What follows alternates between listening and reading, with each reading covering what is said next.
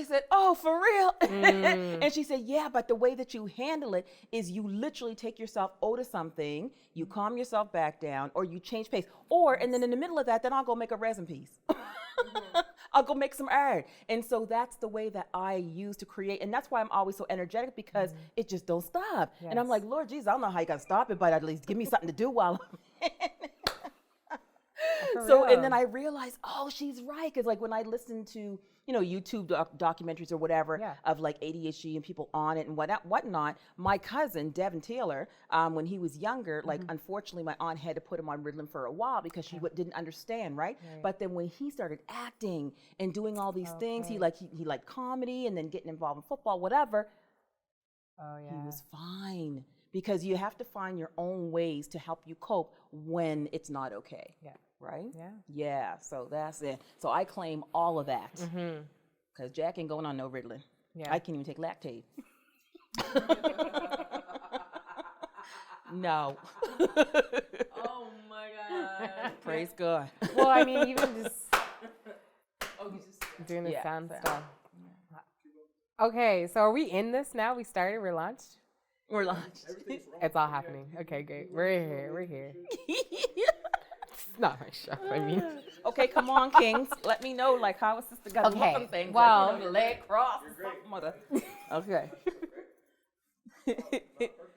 Okay. You want to move these papers away. Yeah, that's the thing. She's going to take that away, so now we just have to work with this. But give me my crutch back. I know. It's like... I was like, do we have the questions written up on the wall somewhere? Right. No, just go. Okay. That's why I was like, are we doing this? All right. I'm gonna pretend like I don't work in this industry. The first question, in some ways, are just kind of as I see it. Like I've got the threads of it, but where do Black women exist? Like I think that even the word exists to me, within the roles of art and storytelling, but the existence of Black women. Existence. That's a powerful word. It's a big word. Really, and even another thing, how we started was like, we kind of came into like, who are you? Who are we? Like, that was kind of how we got into the conversation earlier. So if it helps to think about like, who you are. Okay. In the, like you have a name, but like who are you? Yeah, like in the context. Yeah, he'll do that. He runs around and like pops. All right. Yeah, so like who are you, and just thinking that we're gonna get into this thing around existence and your life. You exist. You are here. You've created. You've given so much to this landscape, right? So I'm so happy. Yeah, you are. And meanwhile, meanwhile, this is trying to figure itself out. Yeah. Yeah. Okay. Yeah. Do you want to share? Do you want to go? Would you like to officially ask that question again? Yes, I'll ask that question. All right. So who are you? And as a follow-up to that, where do Black women exist within the realm of storytelling and art? Okay. So who am I? Currently, I am Lighthouse Go manager of a streaming service at CultureLink, and it's a multicultural arts and entertainment youth space that's being currently built in downtown Halifax, and it will be open April 2022. And I also am creating programming and doing some community navigation as well. And so on the side, outside of the T4 jobs that I pay taxes to, I'm also I work for CBC. I'm the arts and cultural columnist, and I do a show every Monday, basically reporting, or not reporting, I would say more promoting the arts and cultural events on mainland Nova Scotia. And I'm a playwright, so I write musicals. Didn't really know I could write music until I just sat down and did it, because it was a commissioned work, and the person that they had previously just couldn't commit to it. They had another project, and they asked if I could just do it because I had previously written before. And yeah, so it was just amazing to uncover, I guess, another art form that I didn't realize that I could be any good at. Yeah. And how do you think that? How did folks find you? How did you get to the places where you've been? Because it's been a journey. Yeah.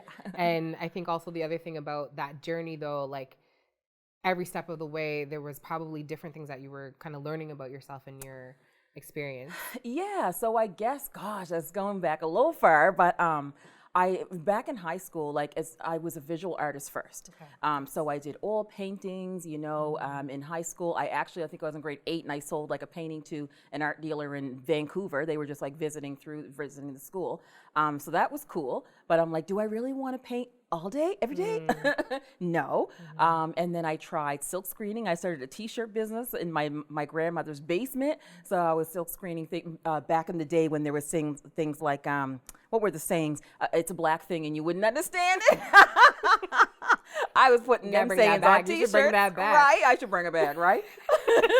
Seems relevant to me. So yeah, like, and so that just kind of like led me to realize, okay, well, I know I'm an artist. That I knew. What do I want to do? What do I want to retire from? Do I want to retire at all? Yeah. So every time an opportunity would come along, I don't remember really where film came from.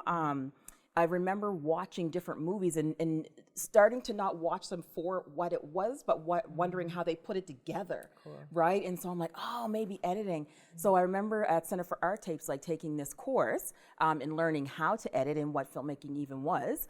That was at the old CBC building on Sackville Street. And yeah, so and is that where my story with you comes Yes. in? Okay, I wondered because I guess in my life I'm trying to. Where did I come in to meet you? Because at the time when I met you, like you were the only Black woman that I saw in this world of anything having hands on a camera. No wonder I couldn't find a mentor. I tried. Yeah, and then just this idea of like, okay, making a music video. So I signed up for the music video camp. That's right. And it was one of the earliest experiences that I had as an artist, as a creator, as someone who like had a chance to look at it from that behind the scenes. Yeah. And that's exactly what you're saying. It's like, I never had an interest necessarily in that, but I think the programs were being targeted towards like youth and young people in the Prestons and, or just, you know, Dartmouth at the time even. But I think that's how I ended up getting signed up. And I think that was one of the really early experiences for me. And so it's interesting to think about like how your path, visual arts, film, theater, like how it all kind of, you know. How it led to that, yeah. So the first year being in that first signed up workshop, they did teach us how to edit and you know, how to do basic filmmaking. Yeah. And so that was ran by Ann Viral and Connie Littlefield. Okay. And so Ann Viral, Shortworks Productions, she's the one who created that music video camp. Okay. So when she recognized that I had a passion, didn't know what the heck I was doing, but had the passion for it, she's like, well, why don't you become, like, you know, be a facilitator? Because she saw my work, she saw my editing work, and I did my very first documentary called Am I My Brother's Keeper with Natalie Hodgson. And that was amazing, right? And my cousin from East Preston wrote like an original music song for it and everything, a rap. I'm like, man, like we got some. And she was rapping way back in high school and whatnot. And so I was like, can you do this score? Like, do you realize that you can actually rap for scores for film? Oh, wow. So that was our first one, and she was a part of that. So she just said, well, would you like to teach youth how to edit? And I'm like, well, of course. So that's where we started out. Yeah, no, that's amazing. And that's historical stuff, because I think the thing is like those types of camps, like money to do that, those resources, do you feel that there's still resources available now? Like, is there money like that now to do stuff like that? Or has things dried up? Like, where would you say that, you know, the funding is, or the support or resources are with the arts right now? Well, number one, I don't even like the idea of having to rely on grants. Yeah. So my desire is one day to be self-sustaining, and that's what I hope that Lighthouse actually becomes for this industry, is that, like, to help artists self-sustain themselves. Okay. But currently, so you can get grants from Arts Nova Scotia. There's the equity grant. However, even if you're a person of color and you're applying to the equity grant, you can also apply, I call it, to the regular stream. So the people where anyone can apply. So that means, let's say that they have 3 deadlines and equity has 3 deadlines. We have access to 6 deadlines and can apply. And one doesn't have to have anything to do with another. So they can be 2 different projects, or they can be the same project. So if you need 30 grand for one, you can apply 12 grand for one, whatever from the other one. Do that math. Do you see that Black women are taking advantage of those programs and stuff like that? Like, do you feel like there's a lot of us represented in, you know, that process? Do we know about it? Like, how do you feel about that? No, and no.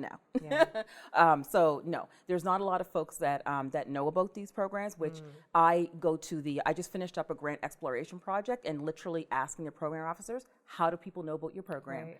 I cannot be stumbling. I only find out because I'm stumbling and I'm asking questions, and it's only because I've been here for like 25 years. So, don't put that on camera. That dates me. We want the dates because you might be the only person who can say that you worked 25 years in the industry as a Black woman. Yes. So when we talk about existence, like you exist in this world, and I think that's the thing for me. It's like I'm just kind of like I haven't always identified as being an artist, right? And I haven't always sat in an executive leadership position as an artist, yes. For a company that I see doing really well. And I think for me, I'm like, I see gaps all over the place. Yes, like there's such so many huge gaps. And I want to congratulate you on that too, sister, because that's really important. And actually, your company is the second largest funded company in Canada. No, I guess the Atlantic provinces and Nova Scotia. Yeah. And so that's big. So if you're like just now creating designated spots in 2021, we got a lot further to go. The other thing that's interesting about that is that lots of people are saying like, oh, you're like the company's like not just talking about it, they're doing it. They're doing it. And that's what we've been kind of saying. It's like, we're doing it, I'm doing it, like we're bringing that to the industry. And I think the other thing is that, is this the change? Is this the shift that we've been waiting for? Okay, they're doing it, but do they need a cookie for it? I think not. No, definitely not. It's overdue. It's long overdue. Exactly. So I'm happy that that it's actually, unfortunately today it has to be box checking, unfortunately, but at least the boxes are now getting checked instead of overlooked and resumes chucked in the garbage and whatnot. So I call it like it is. No, and exactly. when we talk about the existence of, there's Winnie Peters, there's Sylvia Hamilton, and who just now won an award nationally for her documentary work. And that's long overdue. Yes. The only thing I can say is that I know that the people choosing her to get that was across the board. Right. So I'm really happy and proud that they're being recognized for their work, because that hasn't always been either. And so for myself personally, I mean, my mama told me I can do whatever I want to do as long as here's what she told me. She said, you got 3 tries. The first time you come up with an idea, we can talk about it all day long. The second time, if I hear the same idea, then we can continue talking about it, but I'm gonna start thinking, well, if you're gonna implement it. And the third time, if you bring me this idea and you still ain't got a plan, you better drop it or you better implement it. So I said, okay, mama, sure. So that's basically what I keep in the back of my mind. Awesome. You can't just talk about it, you have to be about it. So that's one thing. Did you see, like, in your family, like, talking about Black family, you bring up your mom in that sense, like, was your family artistic in that way that they wanted to bring, like that they wanted to encourage you to show your arts, or like what is the relationship with the arts in your Black family or even the stories that you kind of write now? Yeah, my goodness, yeah. So the Black family is extremely important to me, and like I'll divulge. Is that a right word? Okay, let's start again. It is. Try and use big words, don't even know what they mean. It's like divulge information. It's like it works for me. Usually when it's not wanting to share something, I will share some personal information. So the Black family is important to me because I grew up with shows like the Huxtable Family, Cosby Show, and those kind of shows. And while they were, nuclear families, they still showed some real reality issues. But I did not grow up with my father, and so that was like a really big hole in my life because I found out from my mom that he plays 9 instruments, he writes. He sings. He has like a bad stutter, so that's probably why I talk so fast. I probably get that from him.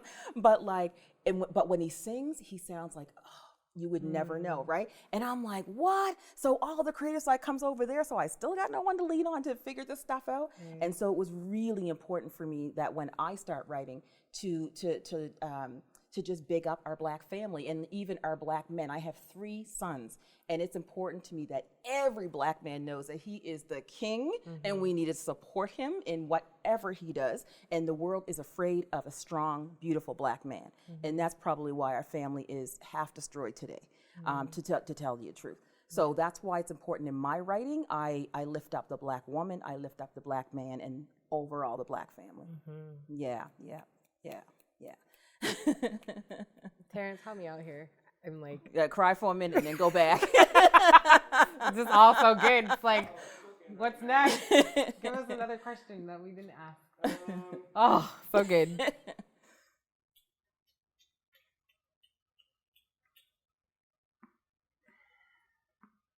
Because the family's such a big topic. I mean, like we could go in. You just touched a bit on telling the stories of black women. Yeah. And black men being kings. Is there? Yeah. I guess. What is do you have something? No, I'm curious specifically what that role. What are some of those characteristics from women that you make sure that stick out, that stand out? Yeah. What is it about the role of women? What are the characteristics of women that You're helping too? one, keep the family together, two, continue to do the work that we need to do, continue to progress and move forward? Like, what are some of those characteristics that say, like, black women are the queens of the soil for this reason? Right. Okay. I don't know if I can answer that. Y'all don't jack me up if I can't answer that. But we'll work together. I'll try too. We'll try to answer it. That's another thing too, right? We're doing it together. Conversational as it can be, right? Yeah. There's a bit of an interviewish element, but I think that's also like a respect thing too. Like, but this is comrades. Yeah, for sure. Right? So, yeah, definitely. Okay, let's do it. Goodness. Well, I mean, actually, too, personally, in my family, when you speak about, like, where do you start to get that strength? My aunt, she actually used to put on or enter variety shows. And she is a writer, she's an author, and she used to love fashion back in the day, too. So I attended a lot of those. That was back at the East Preston Rec Center before it actually had its new edition, and it was so tiny. The stage was so tiny. So I just remember my uncle, they do like wood burning, woodworking, all this kind of thing. So I've always had, like, in my family, artists around me. My grandmother, God rest her soul, she does folk art, did folk art. And I just always was able to soak it up and know that it was okay to figure out something in art. But I remember my mom said, well, you can't go to NASCAR because there ain't no money in art right now. You can do it on the side. I'll support you there. Yeah, but basically, I find the resilience that it takes for the black family, and especially like in support, is, goodness gracious, you have to be strong. You have to be spiritually grounded. I can't say that for everybody, and that's where my heart weeps and cries, because when things happen in my life, I can lean on the Spirit, right, for advice, for direction, for guidance. And so that's a gift that I hope that I could give everyone, just to show them how strong you can be. I called myself in earlier circles an undiagnosed MAD artist. So for people who don't know what MAD means, that's basically, your mental health is at risk in your self-care. So I use my art for self-healing, that kind of thing, and for coping. And so if it's one thing that black men and women know how to do is cope. So we know, through slavery, it's been 400 years, we have not dealt with that yet.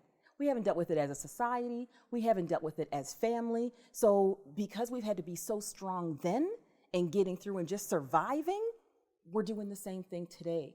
And so it's sometimes it feels like it's not okay to have a breakdown, to have a meltdown, to do self-care. Oh, you're being selfish because you got children to take care of, right? So yeah, I guess. And do you express these themes in your work, in your writing, in a way? Like, does it explicitly come out, like, in a characteristic that one of your characters would have? Or, like, is it the way that they're, like, shaped? Or they're, like, how do you work with those elements in what you create? Yeah, well, I find that I'm always putting in a strong grandmother. Yes. I'm always putting in a strong mom. I'm always putting in different levels of black men. So I call it broken, toxic, and healthy, right? Those are the elements that I like to deal with black men and black women in my stories, because the toxic ones, those are the ones that'll use you and abuse you and everything else. The healthy ones, that's a given. They're well balanced and whatnot, and the broken ones can go in between. So if there's too much more life on them, they can go toxic, or if they have a strong black woman behind them, strong black partner behind them, then they can be healthy. Okay. Yeah, that's cool. You use the words, you went from strong black woman to strong black partner. Yeah, because I am a multicultural artist, so I don't want to always be like, I'm not black only, I'm black featured and black focused. So I could say that too. Yeah, because I don't have a problem with a black man or a black woman having a white partner or somebody else partner, but they have to be holding them up. Yes. Yeah. Ooh. I have a question. Do it. Go Can I ahead. ask a question? Yeah, please. Okay. You were talking about writing. 2 seconds. Y'all are getting this right? Okay. Everything, all the angles. Writing black people. What's the one thing? Okay, so 2 questions. What's the one thing that you can't stand that people write in about black people?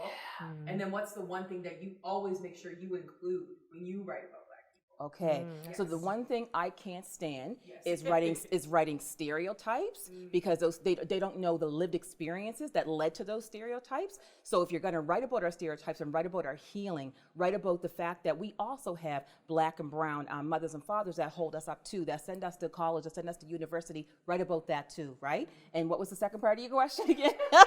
What do you always make sure you include when you're writing from like a lived experience perspective? Okay, so from a lived experience perspective, in most of my characters, I have to show the balance. Again, I go back to the toxic, broken, healthy. You need to show the balance because, boy, we've been through a lot. We've been through a lot. And I show, I like to write, I have one play and the sister is dating 2 guys. Okay. But then someone on the side, he said, okay, well, yeah, but that's trifling. And I said, well, she hasn't had sex with him yet. Yes. Okay. Because basically her man was a good man, but not holding her up. So then she drifted away.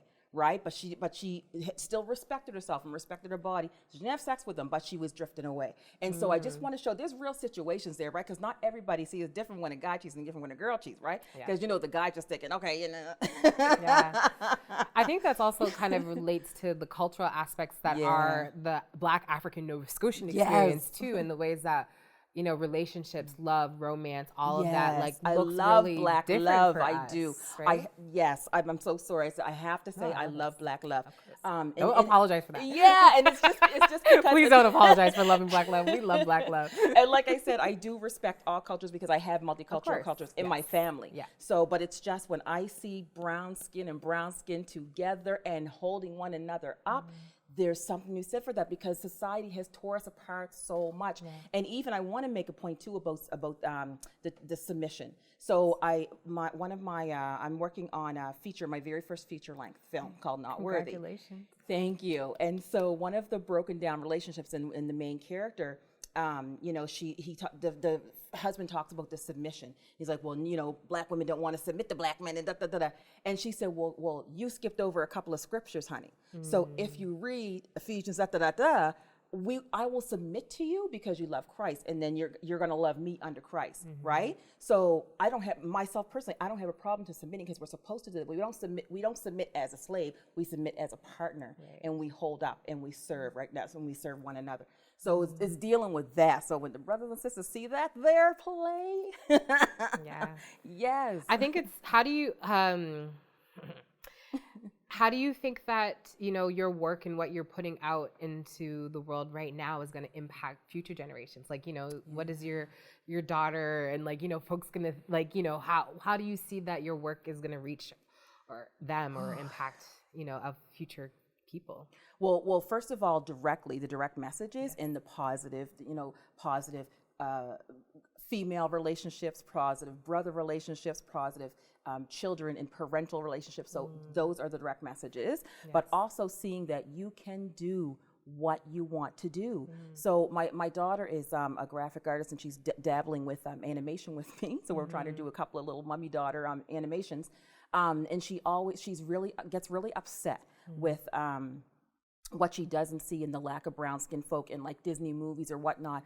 And I said, listen, I understand that's all day long, but what I want you to understand is that means that you're supposed to do it, right? The white Disney animator has not lived what you lived as a 20-year-old black woman, black Nova Scotian woman. So that means that it's your turn. It's your turn to do these animations, right? And so that's what I want, other creators to know. It's not up to them. That's where I bring the onus back on us. It's up to us to create positive stories based on our lived experience, positive or negative. And also too to understand it's okay not to write something about slavery, about police, about all these different issues. Those are our real issues, and yes, we live them. But write something sci-fi. Write a horror film. There's all kinds of different genres that I think that we see, and I think the other part is that there's so many examples of great, but like Black Canadian artists, great. Yes. So that's where we got to get a little bit more specific because I think think about Alice Walker and all of the things that Alice Walker has produced and created. It's like, that's a name that we know. But, we have all of the people who are creating and making at this level. But like, how do you see that, like, we can break through in some ways? Like, how do we, like, is it funding? Is it discipline? Is it like, what are the ingredients, do you think, that make Black women successful in their work? Okay. Nowadays, because yes, so juries that actually approve funding need to also look like us. Yes. That's first and foremost. We need our program officers need not to be, sometimes unfortunately, they look through stuff and then it gets filtered before it gets to a jury. I've seen that as well. So that's on the funding, deciding, approving side. And also knowing that no one can stop them. Right. No one can stop you, right? So the funding exists, so it's not just one thing, one-sided. No. The funders need to stop acting up. Yes.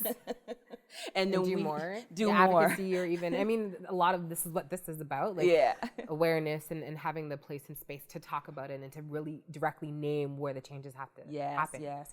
And then distribution. So we also need distribution channels. So that just means we need our own. We have to own some things. We don't have to be the only, but we have to own some broadcasting stations. We need to own some streaming services, and we need to own some publishing companies. All the places when you sit there and create, wherever that ends up, that the public can then buy that and purchase that and enjoy that and experience that, we need to be owners at those tables. We need above the line positions like producers. We need the directors. Because you can have representation in your, even if there's a white writer that writes very well, a Black family, great. That's still in front of the camera. We need behind the scenes. We need production managers. We need to be all up in that. Yes.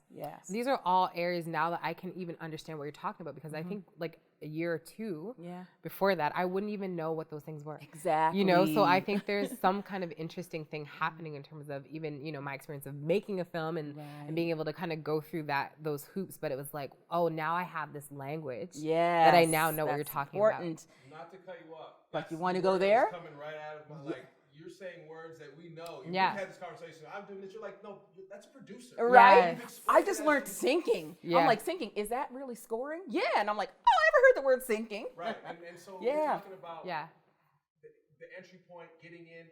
Before you asked that, I was like, what is it going to take to stick? Yes. Okay, we get in it, but to stick and for it to be sustainable, well, I think for it to stay, right? And so you're talking about language, like, we can't stay in the room if we can't even speak the language once we get inside. Right. And also the language needs to change a little bit. Like, can we also let them change the language? Because now it's like, in terms of distribution, for example, us knowing our market and what they want and what they, so does the language really even matter other than just cut the check? That's literally the language that I want to be speaking. Because it's like, even when you're at those tables, like I kind of very often let producers and funders know, like, we deserve to be here. It's like, again, I'm not giving you a cookie for having me at this table, but I'll give you enough. I'll thank you enough to at least be speaking with me. And if I use a layman's term for something, you don't act like you don't know what I'm talking about.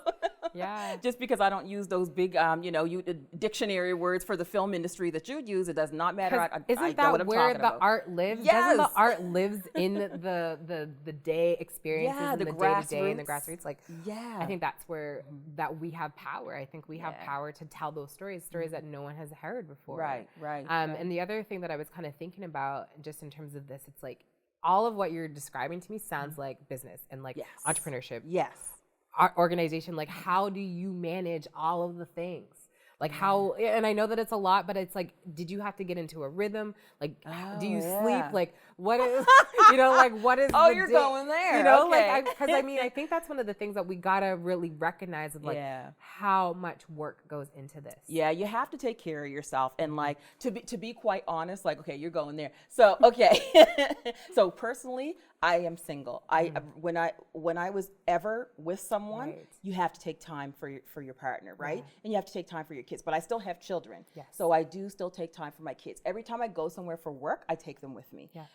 You know, so I went on like a 2-week-long trip, you know, just to shooting and some interviews and whatnot. They came with me. So it's important that as much as I work, then they're physically with me, and also that they have access to me as well. So that's personal. So so when the king comes into life again, then there'll be time for him as well. Well, that's what I think. That's what I was asking. You I have think to make women time. have a different type of pressure in some ways, or even just thinking about our lifestyle and like, you know, how does it work? How can it work? And and how are we doing this? I think that's a question. You know, we were previous conversations talking about opportunities to restore and rest, and how we have to implement that within the structure, because it just doesn't exist otherwise unless we make it. Well, I'm going to bring it back again to toxic, broken, and healthy. So you have to remove those toxins out of your life, and those could be people, those could be close people. Those could be family, they could be sisters, brothers, whatever. You have to start removing those things. You have to be okay with saying no to something. People think that just because I do a whole lot that I don't say no to things. Right. I always say, well, I mostly say yes because I can do this much or I can do that much. It depends on what the project is. I just work it in a I just work it in such a way that, you know, it's spiritual. Like I always say, Jesus writes my calendar, keeps track of my books. But yeah, that's basically how I do it. And my kids are like, Mommy, as long as you give us some snacks and money, we're good. But you have to learn. Your children probably support you in some ways too. Like in terms they of, learn. Awesome. Well, and you have to be honest with your kids too, because like I find when I'm honest with them, I'll cry in front of them. I'll break down in front of them. I'll ask my daughter is my best friend. You know, like we offer each other advice and stuff because she goes through the same kind of things as an artist. So, but yeah, you have to be willing to be honest and be open and be available. Is there anything in terms of final call to action, right? Someone's listening, someone wants to do something, Final call to all action. this, they're inspired. Okay, I can bring that back to work. Whether it be specifically to Black women, specifically to Black people, or in general to white folks and who want to be allies. Like, what is the role of everyone in terms of supporting Black women in telling our stories and making sure that progress continues? Okay. Well, first of all, I'd like to take the opportunity to talk about allyship. So allyship, we always say that you're an ally because we determine you an ally, and that's so extremely true. So fortunately, at my jobs, one of my jobs, we have great allies there that see the need for a more diverse industry and whatnot. So what that means is we've created mentorship programs where a creator can come into the program and learn their craft. Not makers, like not visual artists, but filmmakers, music, acting, theater, all that. And they can actually get paid to be in the program while they're there. Don't have to pay tuition, just come and exist and be. And that, you know, and just learn your craft. And we help you scale up your business. So we help you learn the business side of your art and your craft. And also, should you be doing that? Should you be doing wherever we meet you where you're at? So that's extremely important. So creators that have been coming from grassroots side, we have to meet you where you're at, because how do you want to move through the world? Do you want to scale up your business or not? I think that guidance and that support is really important. Do you have enough mentors who are from the community that ultimately get to be the mentors, or is that something like, is there investment in and almost training the trainer? Almost, you know, because I think we're still very, I think people, like there's maybe not enough people who literally are committed and like to the practice or to the art to like make it to that level to then be able to mentor somebody. Right. So that's kind of is that an area or capacity wise that you guys are challenged with, or do you have enough people like to kind of be the mentors that are connected to the community, or is it still kind of, you know, because I think that cross-cultural is fine, you know, and it works. That's what we have to work with. But it's important to have folks that look like you. Because I think it's the other thing is about like, you know, if somebody wants to be a filmmaker or somebody wants to be a writer, what's that path look like for them as a young person? Like after they come out of school, what's next? You know, like. Well, I would even say before they come out of school. Yeah. So it's important that, first of all, guidance counselors learn where the avenues, like, and to hook up with the industry. One thing that I actually have started as well as an apprenticeship program. So when you're going to NSCC, if you choose to go to NSCC, you'll be able to have a path to the arts. Okay, that's yeah. it. See, that's key. So yeah, and that will come. And the union is also creating that same path, so that we're going to try to work together and and have that created. But when you're in school, like grade, I don't know, 5, 6, 7, or 8, you know what you want to, like what you kind of want to do. Yeah. So as teachers, if we can please, and mentors, just nurture that out of someone. You know, it was easy for people to see me doing paintings and say, oh, you should go to Art Gallery Nova Scotia. Yeah. I don't see hardly a brown-skinned artist up in Art Gallery Nova Scotia. Not to put them on blast, but anywho. They put themselves on blast. Yeah. And just write all day long. Film all day long. I remember when I first picked up a camera and I was shooting a copy of Rihanna video, Umbrella. Oh my goodness. I made all my cousins be Rihanna, be the people in it, be Little Mama. You have to just Little Mama, do whatever it. happened to her? Right? Where's Little Mama these days? Yeah, what happened to Little Mama? I have one question. Do you have something you want to wrap with? There was something I think about. I had something around the Marcus is here. in the industry. Hey, Marcus. I think I had something around the industry, like now, like like, is it like pop? Like, is this industry, like the arts industry, in some ways, like, is it viable now more than it was in the past? You know. Well, I I'm guess I curious can about that. maybe I can end it. Before you go, Yeah. because this kind of ties into what I'm curious about. Yeah. Okay. Because you said artists and understanding the business. Yes. Yes. Talking about arts being viable. Yes. And sustainable. That's what I'm curious about. That's kind of where I'm interested too, in terms of how do artists become Make more money. sustainable? And How do you think more business minded? How do you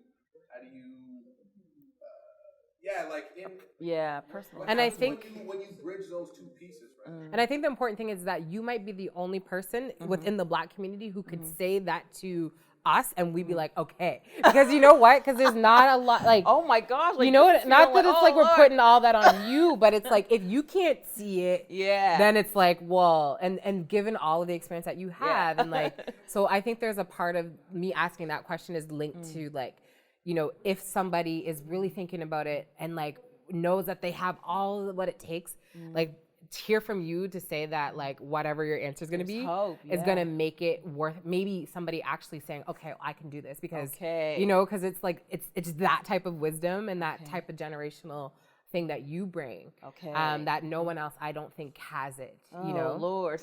Sorry about it, but you are the So I guess before, do you not feel like like, sorry about it, but you are that person.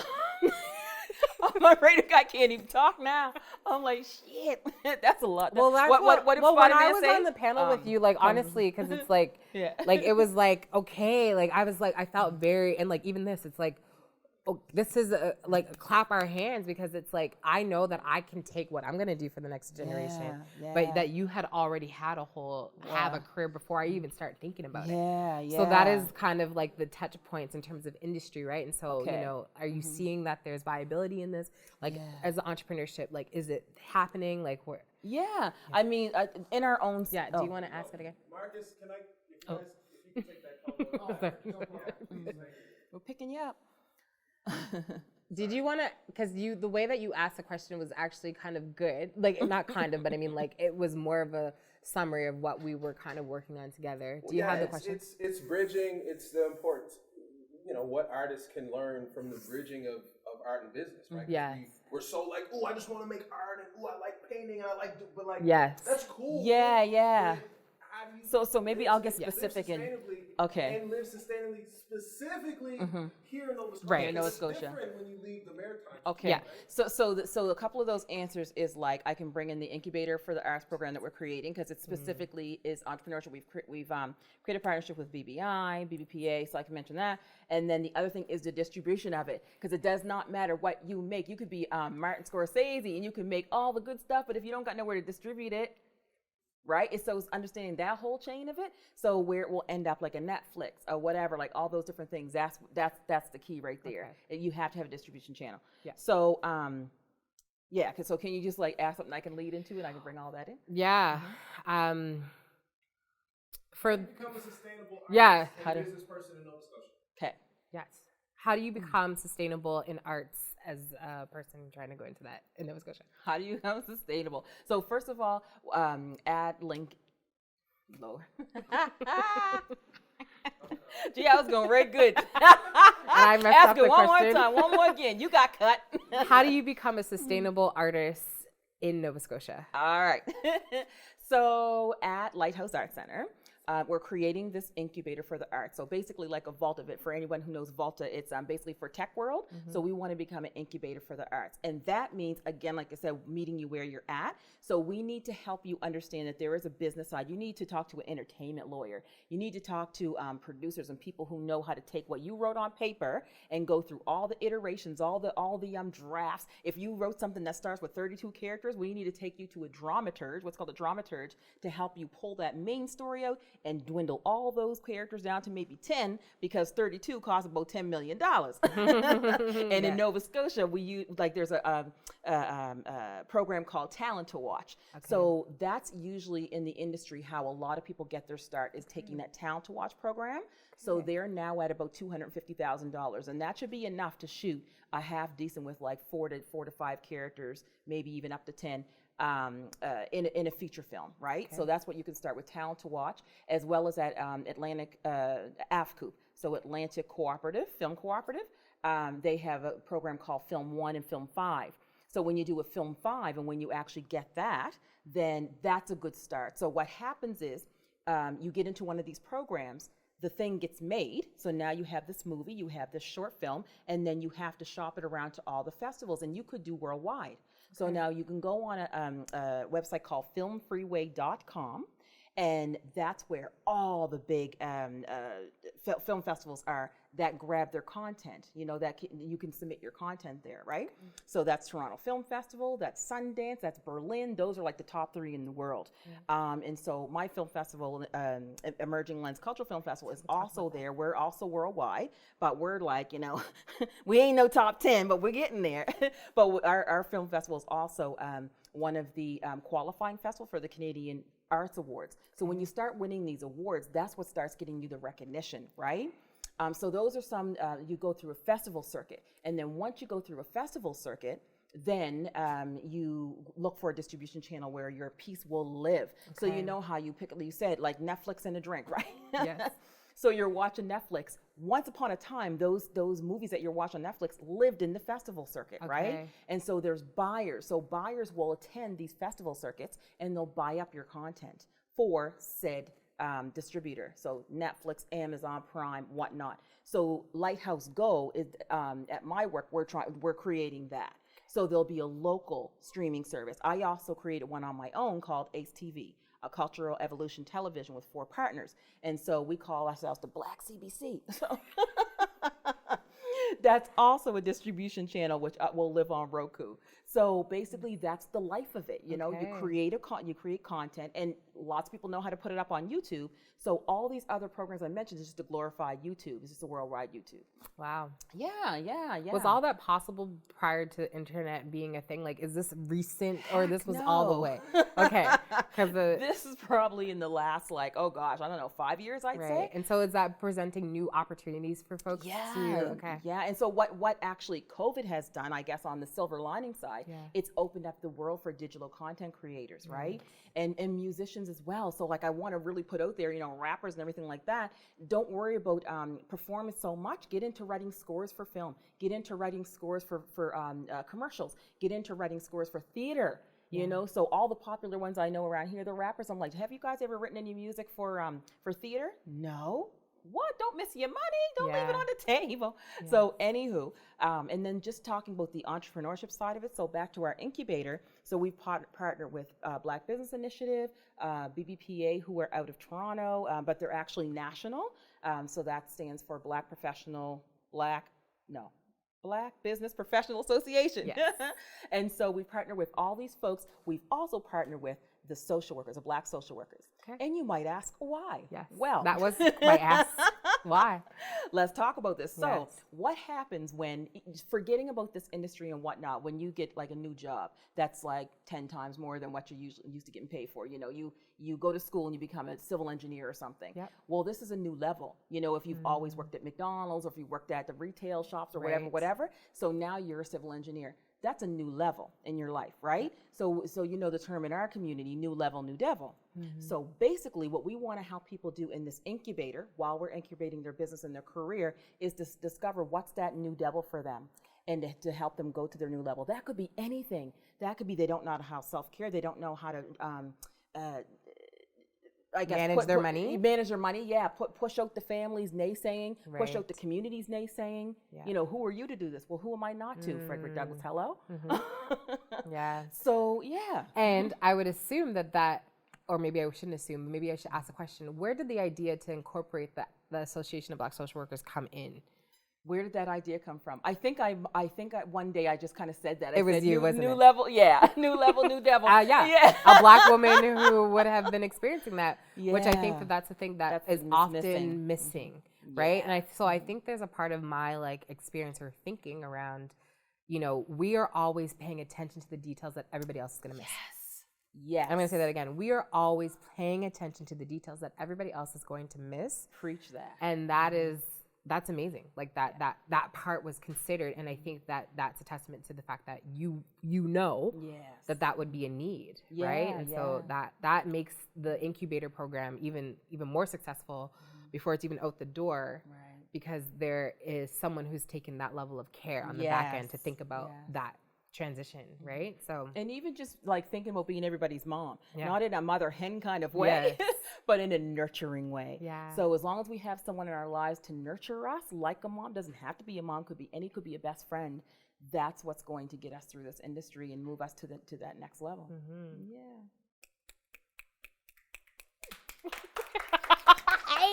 Yeah. Can I have some more jerk chicken just for that? Can I graduate to the jerk chicken? like, mic drop. And I think that the thing is like the imagery of you being the mother hen of our industry, like, oh my God, I love that. We got that. We love that. You're the other teachee. Okay, well, we said Yes, I will. So we're in. I'm like, shit, I gotta get home and do all those tasks I've been putting off the side. Yeah, literally.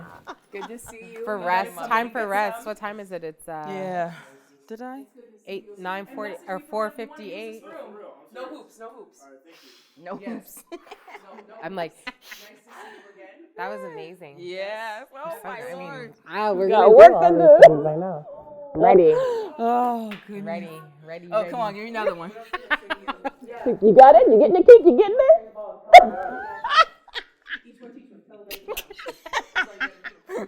Oh my gosh.